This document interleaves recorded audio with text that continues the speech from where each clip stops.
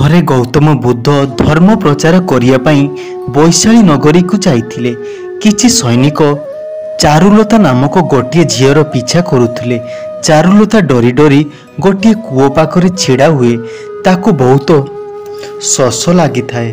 तापर गौतम बुद्ध कहले, झीओ तमे ए कूओ भितरु पानी आनी तमे पियो आउ मते पीबाकू दियो। सेही समय रे सैन्य माने आसिले। बुद्ध सेमानकू अटकी जीवाकू कहले।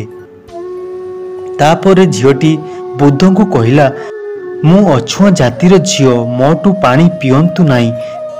तापर बुद्ध न शुणिला परी पुणी मागिले।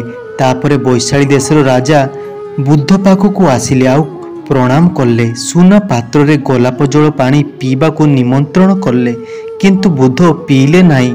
तापर बुद्ध पुणी से झीओ पाखकू जाई पानी मागिले। से झीओटी पानी देला। बुद्ध पचारिले, झीओ से सैन्य माने कौन पाई तम पछरे पड़िथिले? झीओटी कहला, आज्ञा मते राजा को दरबार रे नृत्य करिया पई डका जाइथिला। मु मध्य जाइथिली। तापर राजा खुशी होई मते पुरस्कृत मध्य करथिले। हेले पुरस्कार पाइला परे राजा को किए मु छोट जातिर बोली कहिछि। सेइतिपाई सैन्य माने मते बंदी करिया पई मो पछरे पड़िथिले।